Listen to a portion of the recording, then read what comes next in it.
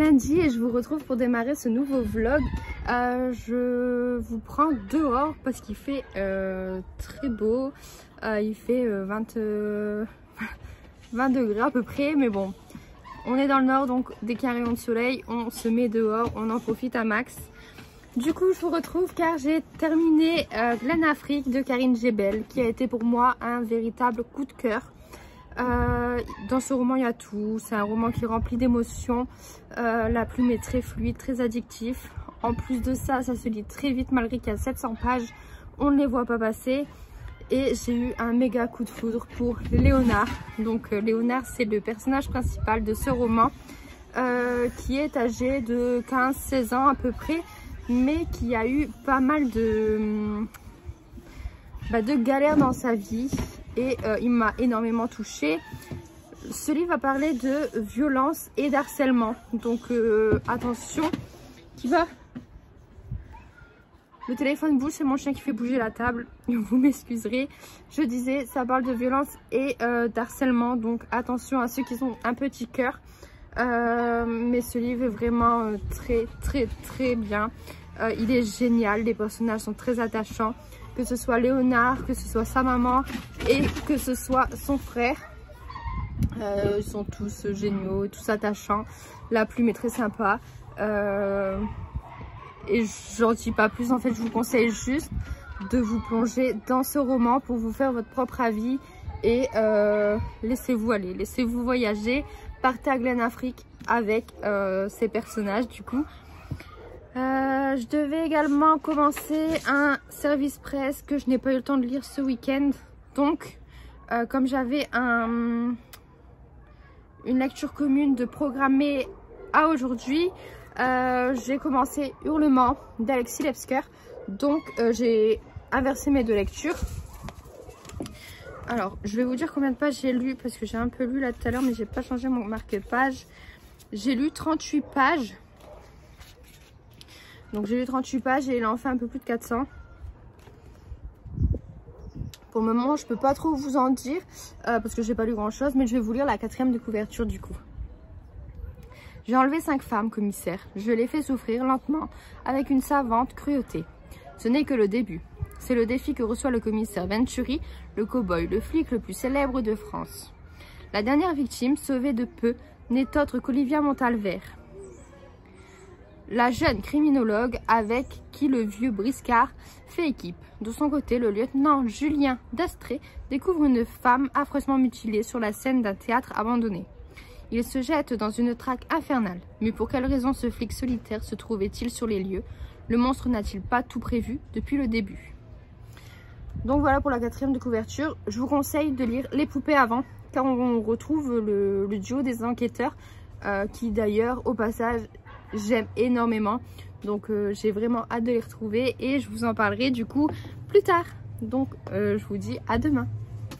Hello, je vous retrouve car j'ai terminé Hurlement d'Alexis Lepsker que j'ai adoré. Il faut savoir qu'Alexis Lepsker fait partie de mes auteurs chouchous.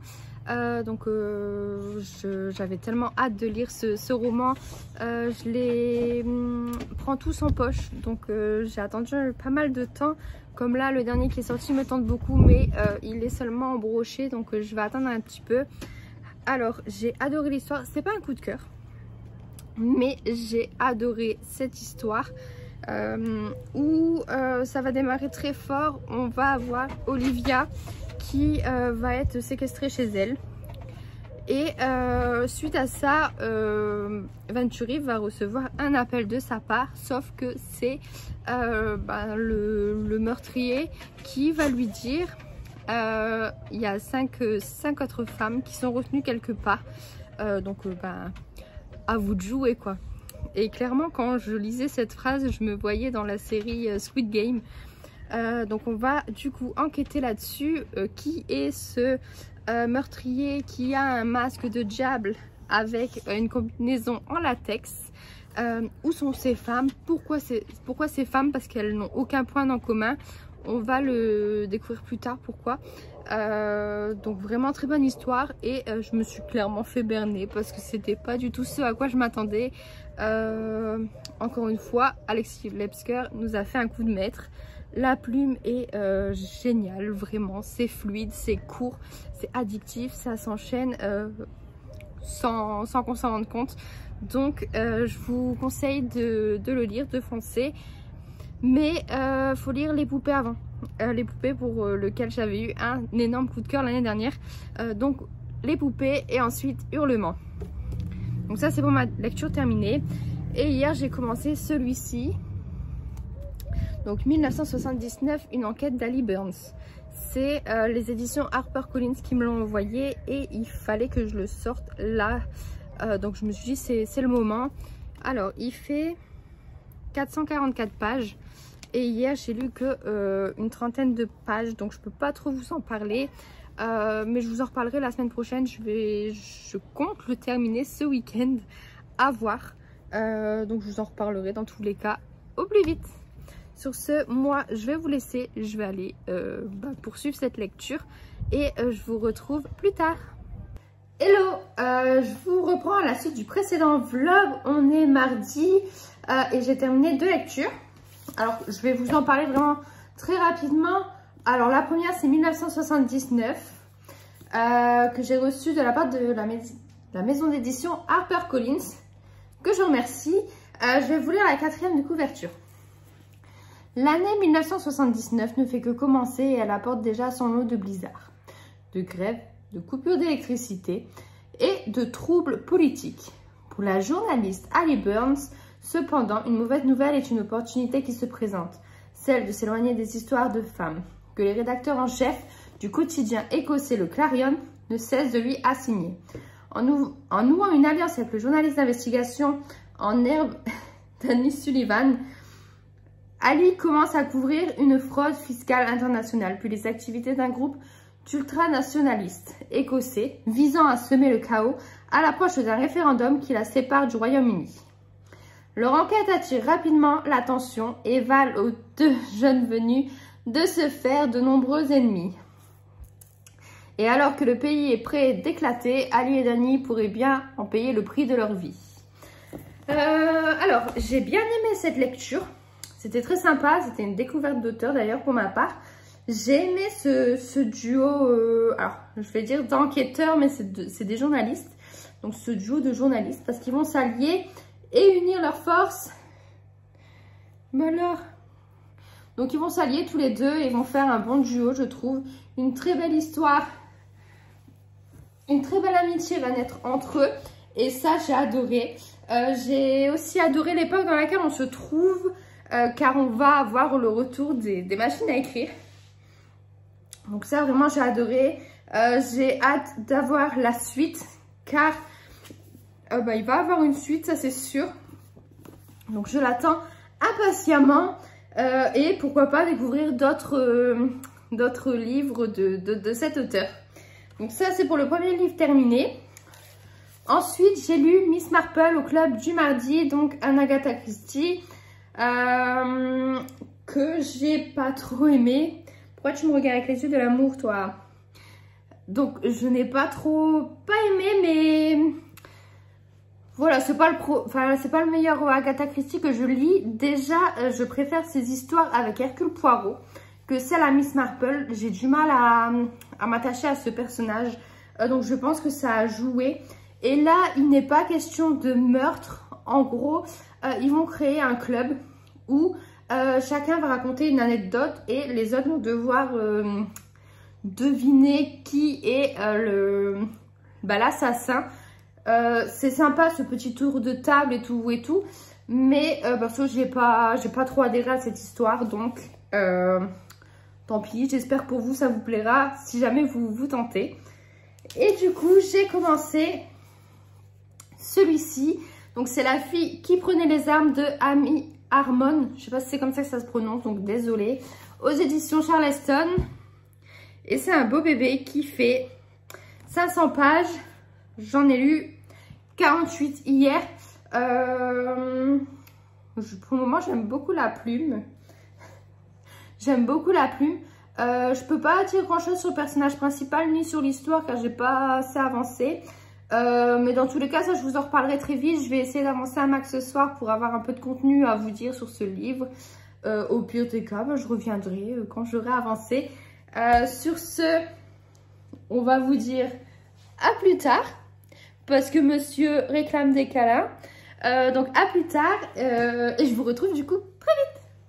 Hello, on est vendredi, c'est enfin le week-end, par contre il fait pas très beau. Donc j'espère que ce week-end va être ensoleillé, on croise les doigts. Je vous retrouve, mais j'ai pas grand chose à vous dire. Je suis toujours sur La fille qui prenait les armes. J'ai lu 172 pages et il en fait 502. Alors, ce que je peux déjà vous dire, c'est que j'aime beaucoup l'histoire. Je commence à rentrer dedans petit à petit. Au début, on suit une jeune fille qui est servante, en gros, dans une maison. Et elle atteint la majorité. Sauf que la guerre va éclater contre les tuniques rouges. Et elle veut participer à la guerre. Donc, voilà, là, je vous en dis pas plus. Ça, c'est pour le début. En tout cas, c'était un pur régal de retrouver la plume de Amy Harmon. Je pensais que c'était une découverte pour moi, mais après vérification, j'ai lu de Sable et de Cendre. Ça va, on te dérange pas trop, toi. Tu vas te pointer sur mes vidéos à chaque fois que j'en fais une. Donc, c'est le deuxième que je lis. Et c'est un régal, j'adore cette plume, donc voilà. J'ai pas eu le temps de lire énormément car j'ai eu beaucoup de choses à faire cette semaine. J'ai eu beaucoup de rendez-vous et en plus de ça, la fatigue est très présente, donc voilà. Mais je vais essayer d'avancer un peu pour vous en dire un peu plus. Car là, je peux déjà vous dire que j'aime bien le personnage principal. À voir par la suite si je l'aime toujours autant ou non. Donc voilà, sur ce, moi je vous retrouve demain du coup pour clôturer le vlog et pour pouvoir vous en parler surtout. Donc je vous dis à demain. Hello, on est dimanche et je vous retrouve pour clôturer ce vlog. Niveau lecture, je suis toujours sur La fille qui prenait les armes de Amy Harmon que j'ai bientôt terminé. Il me reste à peu près 100 pages. Donc je vous en parlerai la semaine prochaine. Je peux juste vous dire que j'aime beaucoup cette histoire. J'aime le personnage principal. C'est un plaisir de retrouver la plume de l'autrice. C'est fluide, c'est addictif. Il y a tout ce qu'il faut pour être accroché à la plume et surtout à Déborah. Donc ça, je vous en parlerai plus en détail. Je vous ferai un petit résumé aussi la semaine prochaine. Et quand j'aurai terminé ce livre, je commencerai Comme 2 gouttes de sang de Nicolas Newton, qui me tente depuis un moment, mais que je n'arrive jamais à sortir de ma palle. Donc, je vais commencer celui-ci. Je vais vous lire la 4e de couverture. Par une nuit de Noël, l'horreur s'invite dans une famille heureuse de Norvège. Seul l'aîné survit au drame. Après une brève cavale, le tueur termine derrière les barreaux. Affaire classée. 22 ans plus tard, à Paris, le commandant Sarda a sur le bras un cadavre réduit à l'état de squelette. Découvert, attaché dans la cave d'un manoir abandonné. Une croix latine inversée gravée sur le crâne. Crime de secte, crime de sang. Les esprits s'échauffent, les réseaux sociaux s'enflamment. Sarda doit élucider cette mystérieuse affaire au plus vite. Mais son enquête complexe et minutieuse va prendre un tour particulier. Comme si 2 gouttes d'eau peuvent être semblables, quel secret 2 gouttes de sang renferme-t-elle? Il fait 473 pages, épilogue compris, et ça m'a l'air pas mal. Il a tous les codes pour me plaire, donc à voir. Faut aussi que j'aime la plume de l'auteur, donc ça, je vous en parlerai du coup la semaine prochaine. Sur ce, je vous laisse du coup. J'espère que vous avez passé un agréable moment en ma compagnie. On se retrouve du coup la semaine prochaine pour un nouveau vlog, et je vous fais de gros bisous.